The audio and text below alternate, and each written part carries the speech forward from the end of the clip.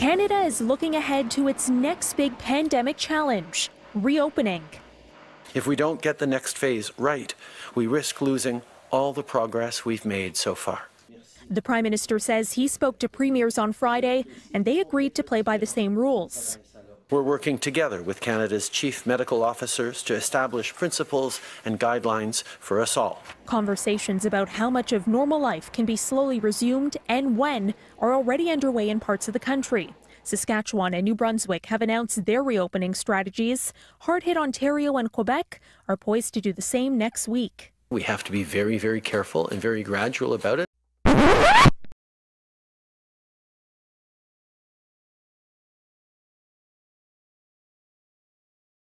And the Prime Minister says the province's plans won't hinge on so-called immunity passports. Any such discussions or decisions need to be based on very strong and very clear scientific evidence. Trudeau is responding to a World Health Organization brief that says there is currently no evidence that people who have recovered from COVID-19 and have antibodies are protected from a second infection. I do think it's premature to sort of think about the concept of a passport. Canada's Chief Medical Officer of Health says until the science is clear on COVID-19 immunity, it's too early to discuss the use of passports as a responsible way of restarting the economy. We don't know when the sort of peak of the antibody response might be reached.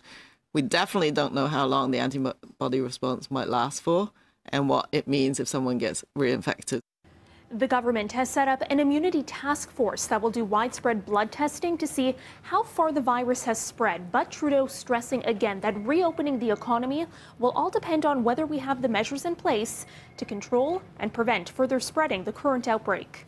For City News, I'm Karen Seolin.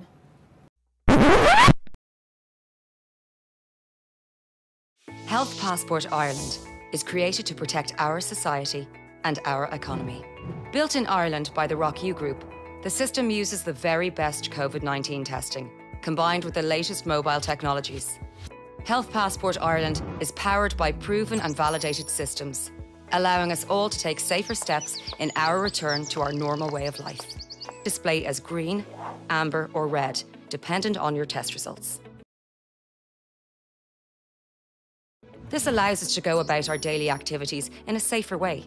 We can all use Health Passport Ireland in many ways, such as travel, hospitality, education, healthcare, construction, offices, entertainment, visits, and much, much more.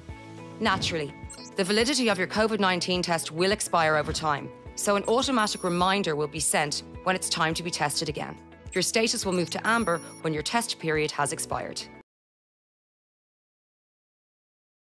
Health Passport Ireland does not use Bluetooth or track your location. This preserves your privacy. After analyzing the code of one of these apps, this journalist found that once registered, the user's data was handed over to the police. There's nothing on the app to tell you that the police are in any way involved. It says that this is a government service, but then it doesn't sort of specify beyond that, so it's pretty surprising to then see this beacon that's immediately going to police. The systems can work in harmony with existing government contact tracing apps. When a vaccine becomes available, your official vaccination status can also be displayed within your health passport. You can even keep a diary of your international travel and events you have attended. Health Passport Ireland can be linked to existing secure medical systems if required. For example, at your GP. Display as green, amber or red, dependent on your test results. Taken from a futuristic movie from the 70s, it's the year 2274. The remnants of human civilization live in a sealed city contained beneath a cluster of geodesic domes. The utopian and hedonistic lifestyle is run by a computer that takes care of all aspects of life. To prevent overpopulation, everyone must undergo the rite of carousel when they reach the age of 30. There, they are vaporized and ostensibly killed under the guise of being renewed. To trace each person, there is an implant embedded at birth with a life clock crystal in the palm of the hand that changes color as they get older and begins blinking as they approach their last day. Most residents accept this chance for rebirth, but those who do not, and attempt to flee the city are known as runners. An elite team of policemen known as Sandmen, outfitted in predominantly black uniforms and serving in an agency called Deep Sleep, are assigned to pursue and terminate runners as they try to escape. Logan 5 and Francis 7 are both Sandmen. After terminating a runner, to whose presence they were alerted to during a carousel ride, Logan finds an Ankh among his possessions. Later that evening, he meets Jessica 6, a young woman also wearing an Ankh pendant. Logan takes the Ankh to the computer, which tells him that it is a symbol for a secret group whose members help the runners find Sanctuary, a mythic place where they will be safe to live out the rest of their lives. Then, by a procedure it calls retrogram, the computer changes the color of his life clock to flashing red, suddenly making him 4 years closer to Carousel. Logan learns that the Ankh symbol is actually a key that unlocks an exit from the city. They come out into a frozen cave, with Francis following closely behind. In the cave, they meet Box, a robot designed to capture food for the city from the outside. Logan discovers, to his horror, that Box also captures escaped runners and freezes them for food.